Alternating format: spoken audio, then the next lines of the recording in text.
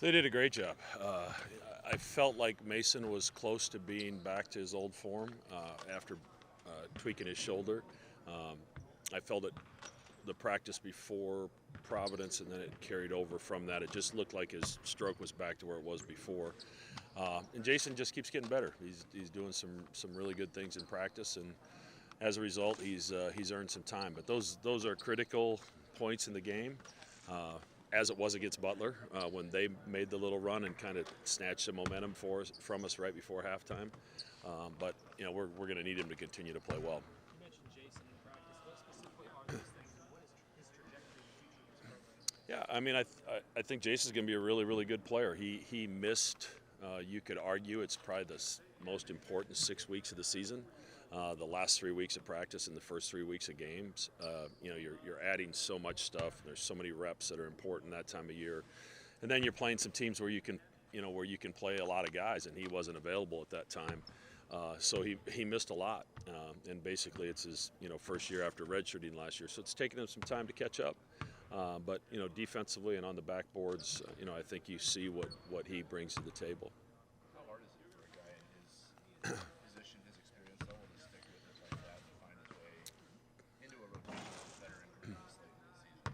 Well, I mean, I would hope, he's such a good young man that he gets it and he understands it. But he's continued to work, and were there times he was frustrated? I'm sure there were. But also in December and January, Mason and Isaac were playing at an extremely high level, so it was really hard to mess with the rotation at that point. But he's done some really, really good things in practice when he's on the scout team, and we've seen some strides in his game. And then when he's had opportunities, he's made some things happen with his movement and his ability to get to the offensive glass and rebound on the defensive end is something that's going to be needed for us as we move forward. What kind of a jolt does Mason give you when you guys wake up from beyond the arc? You can come just hit 3 threes and provide some momentum in a game like that. There's so much attention paid to those other guys. Obviously Trey and Baylor, have earned the respect of all the defenders. Steven, with the way he's played recently, and his history of shooting the basketball, they're not going to leave him open. And then you got to account for Kalk at the rim. So at some point, somebody's got to be open. And Mason moves so well off the ball that he's able to get some shots for himself just because of his movement. He got a great opportunity in transition at Xavier just because he sprinted the floor. And he got called a dunk on a different one because he sprinted the floor, something that doesn't show up on a stat sheet. So, hopefully that game Saturday gave him a little bit of confidence and can propel him to what I hope will be a strong end of the season. How much did you see that shoulder bust?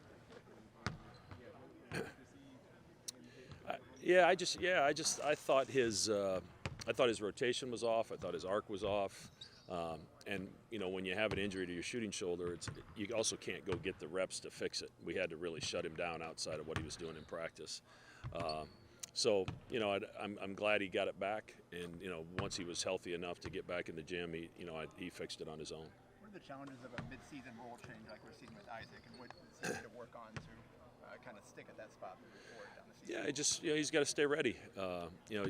It's a lot of matchup-based things with Mason, with Isaac, with Jason, with our decision to go to Bello and play a smaller lineup. It's kind of dictated by what the other team is doing and what we think is the best defensive matchup for us. Those guys all know that they have to stay ready, and if their number's called, we expect them to be ready to go. Has this year been more of a challenge, coach? The way some of the things have gone. You've got some guys on the bench who haven't played in the past, and I get Ashworth in there and getting used to the Big East. Has this been maybe more of a challenge than? No, I would say exactly the opposite. This has been an absolutely joyful team to coach. Now we've lost some games, but look around the country. We had some pieces that left us in the transfer portal. We've added a couple pieces. Got some guys playing different positions, and college basketball is really good. Teams get fixed really fast. Butler's got a whole different team from last year. So This team has been an absolute blast to coach. When it's over, it's really going to hurt because there's so much fun to be around and they enjoy being around each other. We don't have the luxury. Luxury is maybe not the right word. Fans hang on to a loss. We can't. We have to turn the page and we have to flip the script and we have to get ready for the next one. So we don't bask in the glory of a win very long. And we don't sit around and pout very long when we lose a game. Like Butler, where we felt we played well enough and then some offensively to win the game. You got to get over it. You got to get ready for the next one. And the good news with this group is it's whether you win or lose, it's fun to go to practice the next day with this group. How did you lose a game against Butler in Providence where you felt like you played well enough to win, and then you have to go Xavier, a team that's fighting for sort of coming to life every single day. How did you flip the script that quickly after those two catch-up losses in the front of the league? My guess is my approach to practice on Thursday after the Providence game wasn't any different than my approach yesterday. So we've got a job to do, and if I expect them to come with an even keel attitude and ready to get better, then we as a coaching staff have to do that. So we're not jumping off the cliff when we lose a game. It's college athletics. It's very competitive. The other team wants to win too. And we're in a league that's really, really good, and it's proven itself just beyond our games. So you have to get over it. You have to get over a win. You have to get over a loss, and you got to get ready for the next one. Two more. Georgetown's been pretty good on the road. Like they've been competitive against a lot of the top teams. What kind of challenges that facing them on the road? Yeah, I think they had some illness going through their team at Marquette, which attributed to that poor performance. But we talked to the team yesterday about, they led Xavier for the entire game and lost at the very end, and we know how good Xavier is. The Seton Hall game was, I think, a 3-point game with 4 minutes to go. Could have been anybody's game. Coach Cooley does a heck of a job. He puts them in positions to get shots, and they have a lot of shot makers. It's not like they've got anybody you can sag off. Epps didn't play the first time we played. He's leading scorer in the conference. He's playing at a high level. Stiles has been their leading scorer over the last 5 games. He's playing at a high level.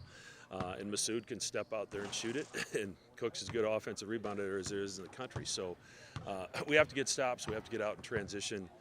We've got to locate their shooters. But, I hope our guys are mature enough to understand that we better respect this opponent because they'll come in here with nothing to lose and give us a heck of a game. I'm Greg. Your son Tom. going back to Indiana.